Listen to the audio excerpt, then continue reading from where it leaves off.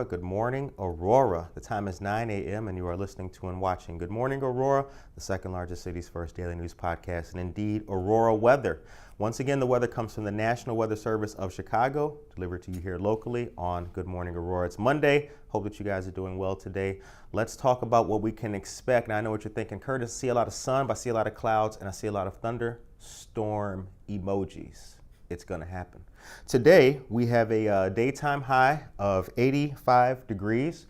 Daytime high of 85, a daytime low of 78 degrees. Now, that 20 to 40% chance of thunderstorms that we can see does transition into the evening time. Look at that. 20 to 50% chance tonight with a nighttime low of 65 degrees and a nighttime high of 72 degrees. 72 at night.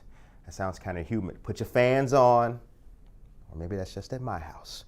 All right, tomorrow now, we were talking with our friends in the studio about it. People thought it was going to be 70 something. It is not. It's going to be a daytime high tomorrow of 91 degrees and a daytime low of 80 degrees. Now, tomorrow's 20 to 30% chance of thunderstorms in the daytime dissipates. The word of the day is dissipates. It goes away Tuesday night. Check that out. 65 degrees for the nighttime high, 58 degrees for the nighttime low. Nothing in regards to storm or rain on Tuesday night, and indeed as we get into Wednesday, check it out. 80 degrees for the daytime high, 74 degrees for the daytime low. Some clouds on Wednesday, but that's all right, nothing to be worried about. Check out Wednesday night, 62 degrees for the nighttime high, 57 degrees for the nighttime low. Now the clear skies that we can expect Wednesday night transition us into a nice day on Thursday, 82 degrees for the daytime high, 76 degrees for the daytime low. That's barbecue weather when you get off work.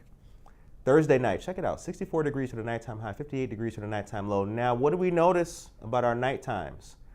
They are pretty consistent in the 60s, okay? Things are changing. Now, as we get into Friday, check it out, 82 degrees for the daytime high, 78 degrees for the daytime low.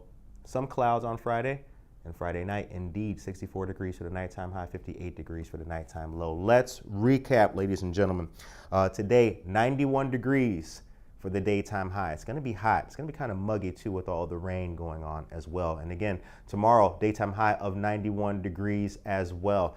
Wednesday, don't forget, 80 degrees is the daytime high, 74 degrees is the daytime low. And as we go into Thursday, 82 degrees for the daytime high, 76 for the daytime low. And Friday, 82 degrees for the high and 78 degrees for the low. That is your weather report here on Good Morning Aurora, the second largest city's first daily news podcast. We have a fantastic interview and episode for you guys today. Many great guests, so stay tuned and let's do it.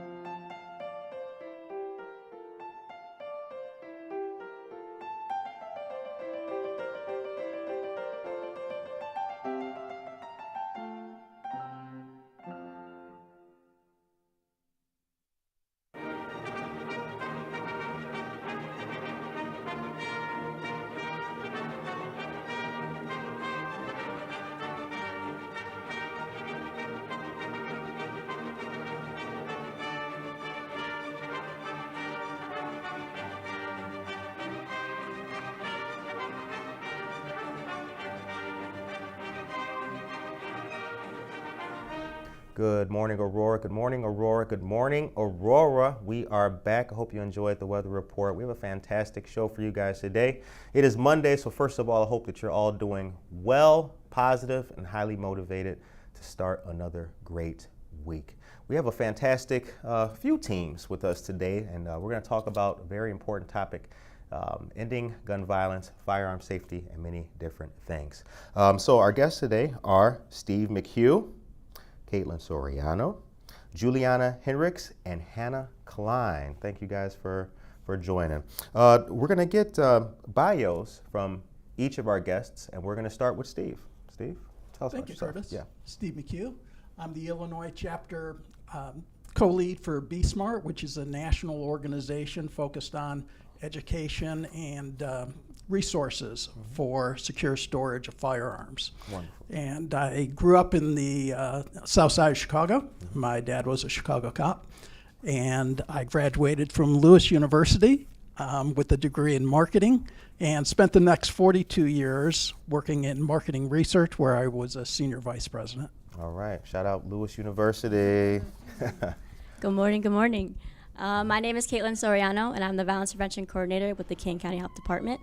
I was born and raised in Aurora, and then I left Aurora and went to school in the University of Iowa in Iowa City.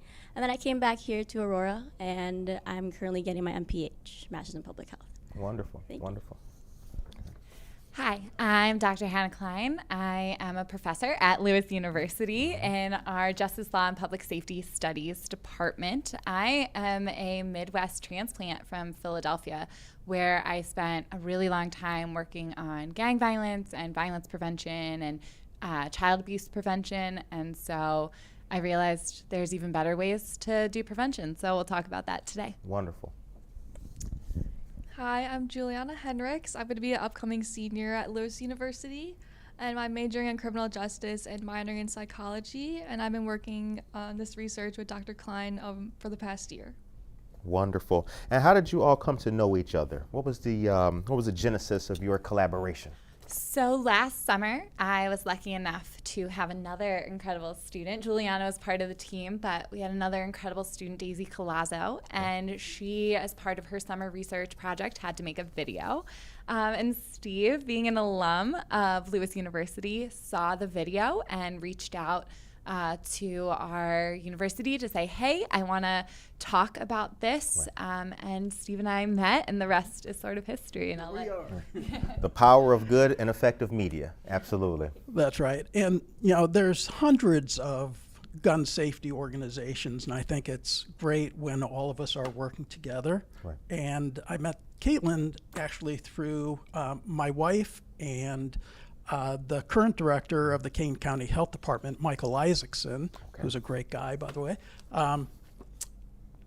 worked together at DuPage County Health Department, and Michael introduced me to Kaitlin, and here we are. That's awesome. Another great person. That is awesome. And we have worked with the Kane County Health Department, as we know, in the firearm discussion, firearm prevention discussion that we had at the Prisco Center, which was really great and well attended. So that was a really good event. Okay, so first question, and Steve, we're going to stick with you. What is secure firearm storage, and why is it important? Now that sounds self-explanatory, but I know there's a lot more to it than that. It's a little self-explanatory, but yeah, you're right. It goes a little deeper than that. Right. So secure storage is locking up all firearms, not just some. A lot of people have more than one firearm. So it's locking up all the firearms and keeping ammo separate from the gun. Right. So unloaded and separate from the gun. And what it's not, and sometimes it's easier to understand what it's not hiding a gun in a drawer or high on a shelf or in vehicles where it's like hidden in the glove compartment or under a seat. Right. It's actually the source of the most stolen guns is out of vehicles right now. Wow. It has tripled. Guns stolen from cars has tripled over the past 10 years. Yeah, the mistaken thought that I'll have it on me to be ready. Meanwhile, you're the victim of a break-in or something, and now there's a firearm lost. Exactly.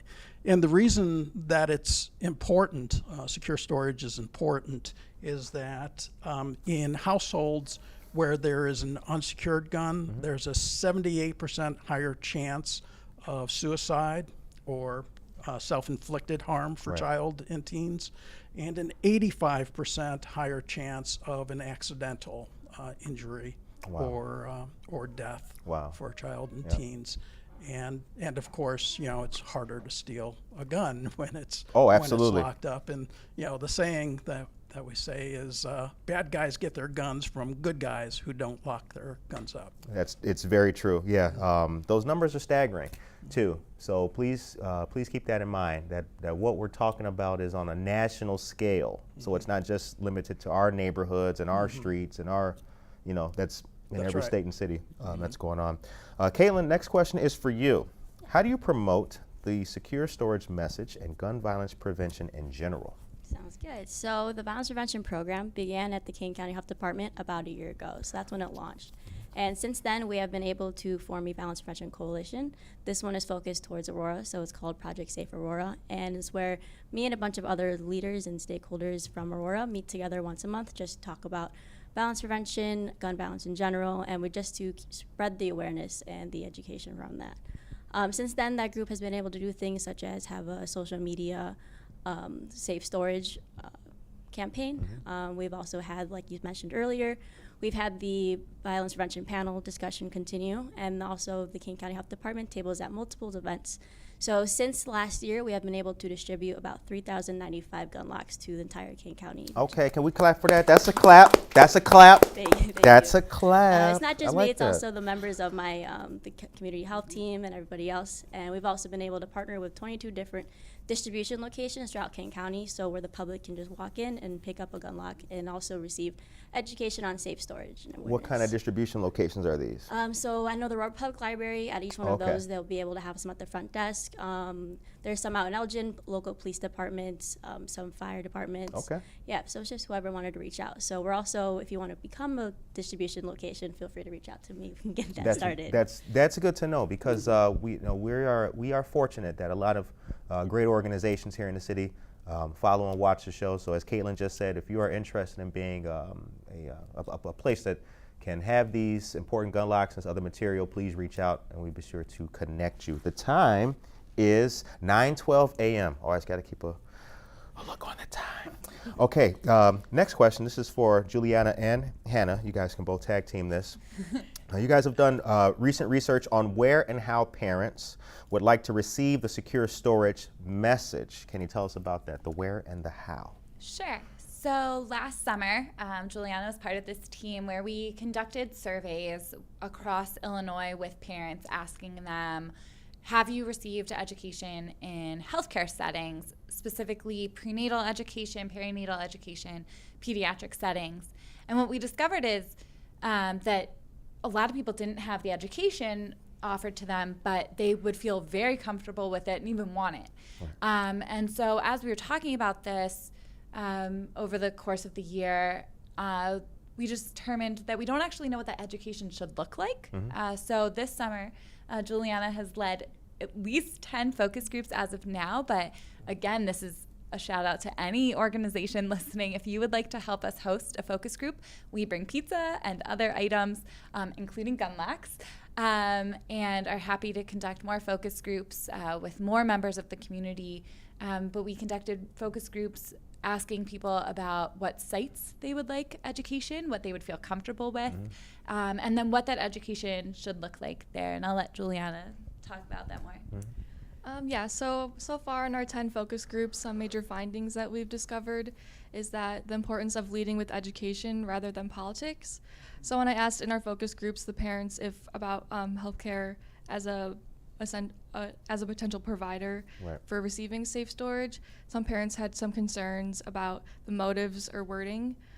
So it's important to about the approach when asking about safe storage, and also just instead of saying like, do you have a gun in the home, just asking instead, if you have a gun in the home, here are the best practices. Right.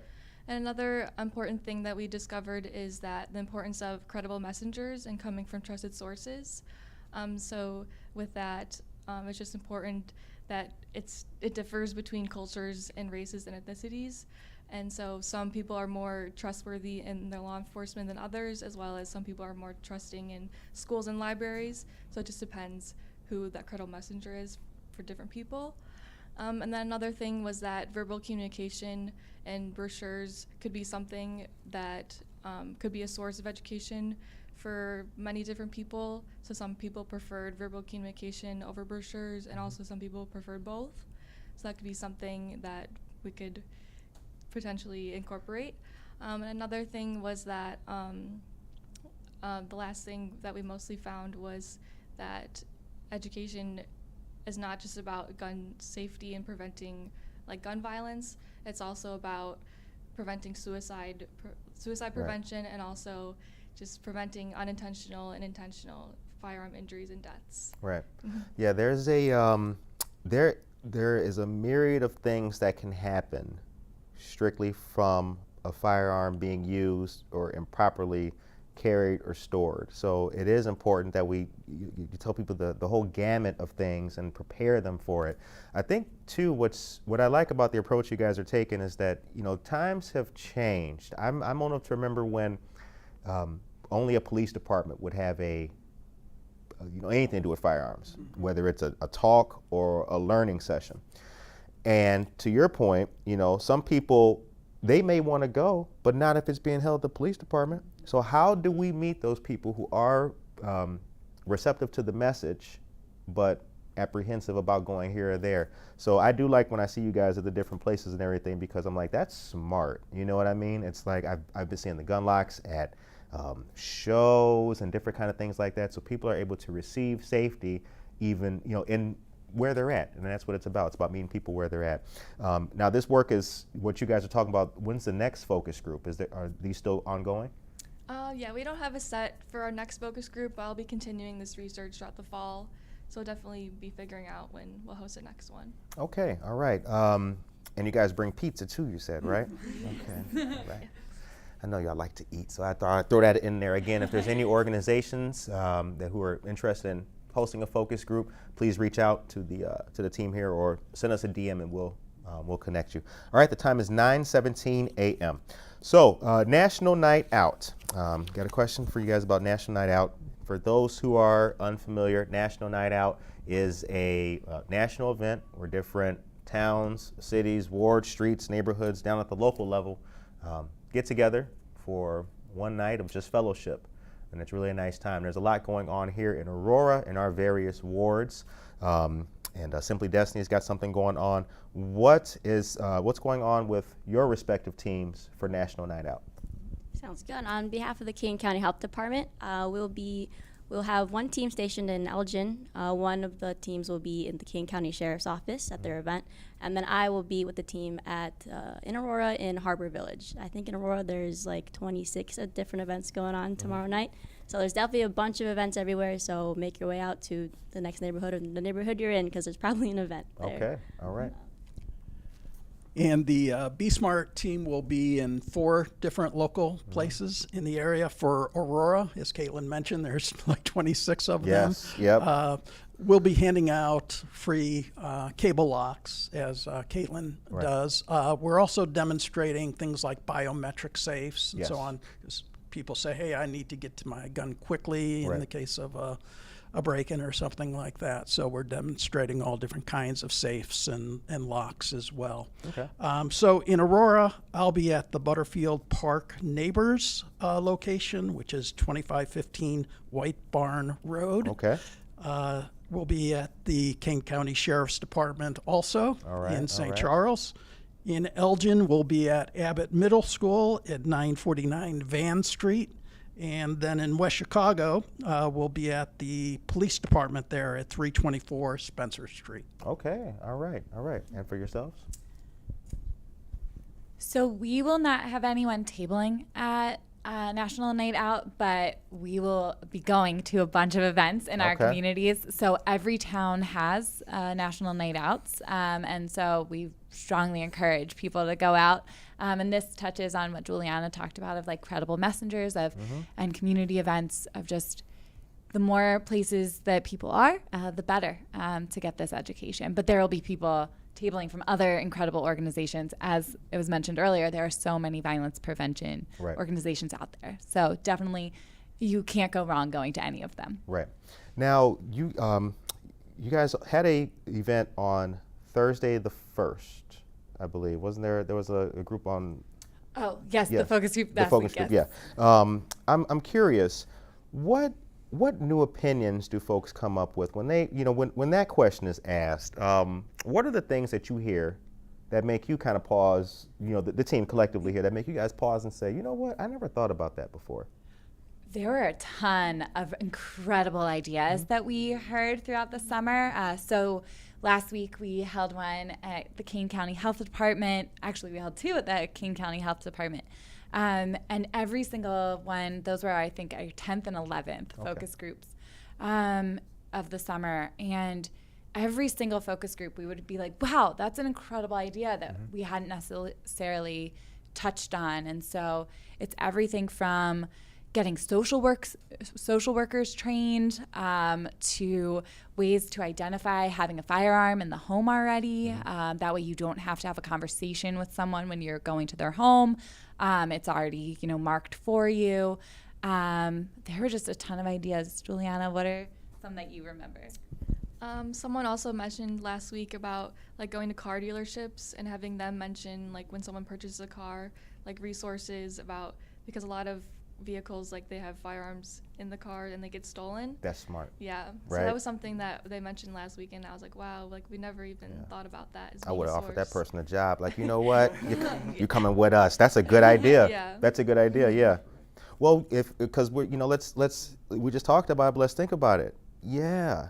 If a dealership knew or was also reporting those statistics or had them available, and when you're purchasing that vehicle, to just let you know, hey, listen, this is, your Chevy Silverado is not the place for your handgun. This is what statistics show. Here's a card to the Kane County Health Department for a gun lock and a biometric storage. That would be, right? That would be a problem solver. That would be big. That'd be big.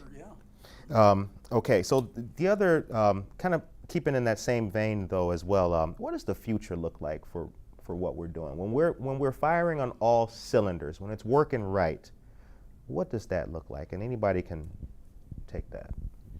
So we spend so much money on dealing with problems after they've occurred. After a shooting has occurred, we know how much a homicide costs to society. We know how much an injury from a firearm injury is, all of those kind of things. So right now, my biggest thing is, can we move that funding to prevention, of informing people of education, of locking up their firearm, storing it safely, recognizing, we need to keep this out of the hands of teens who may have mental health issues or be bullied and things like that.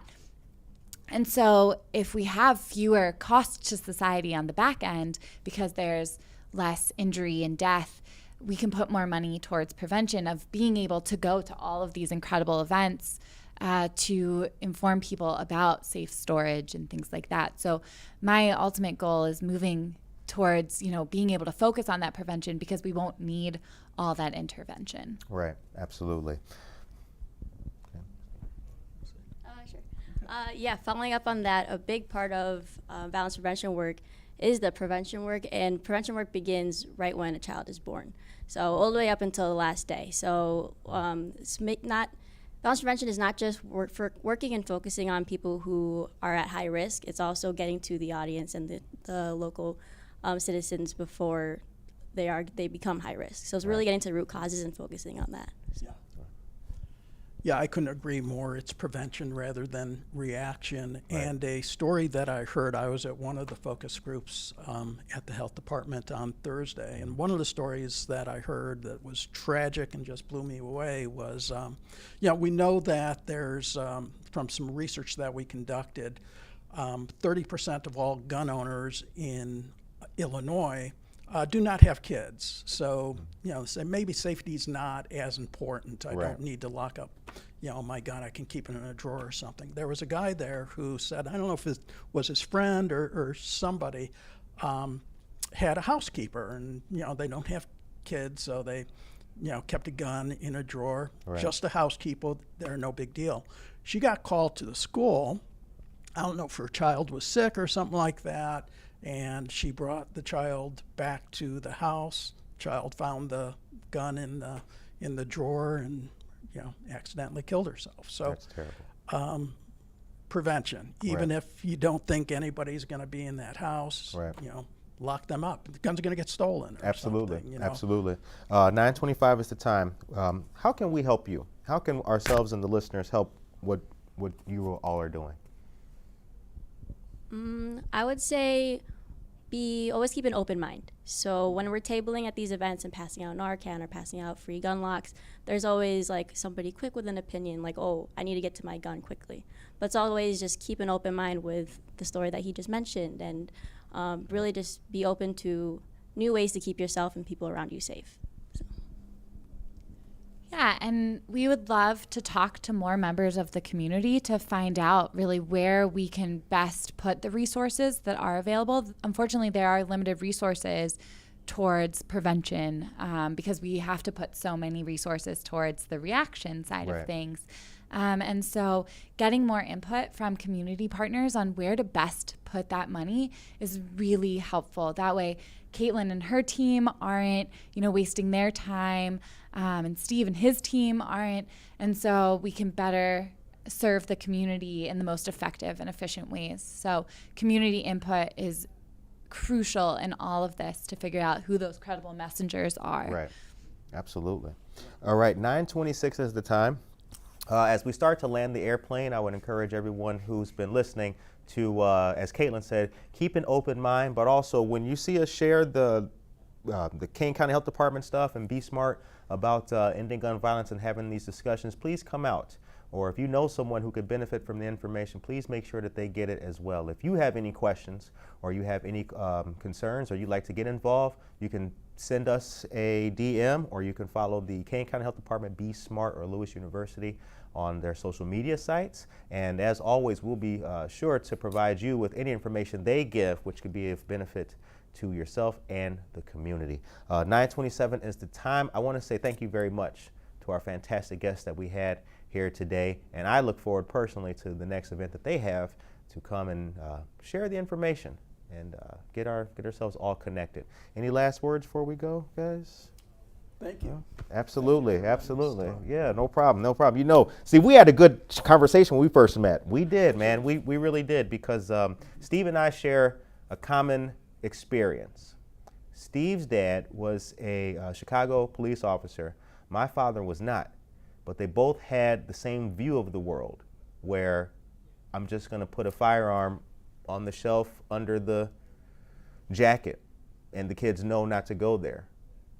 But in a changing world, with changing times, and the focus on mental health and everybody having a different household, that's not sustainable, and that could lead to injury. So the point is not to just go by what we lived, it's to inform and help a new generation to be safe. It's not about us, it's about everybody else. So with that, I hope that you guys have a blessed, positive, wonderful day. Good Morning Aurora is not going to be on the air tomorrow, nor Buenos Dias Aurora. It's National Night Out, and there's a Bolivian flag raising tomorrow, but we will be live covering that. All news. Take care of yourself and each other.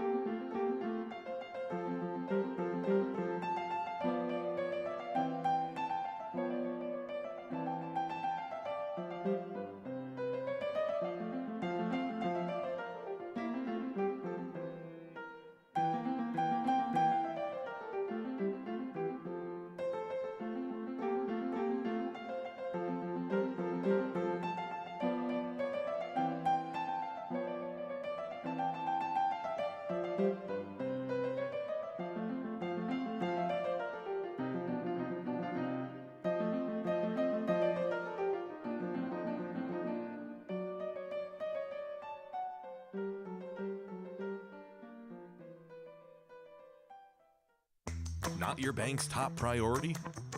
Here at Wintrust, we take a different approach to banking. No hidden fees or runarounds, but a true banking partner focused on your unique financial goals. Whether you're opening your first account, found your dream home, planning for the future, or starting a business, we have the financial solutions to get you there. Stop settling and start experiencing a better way to bank. Wintrust, different approach, better results.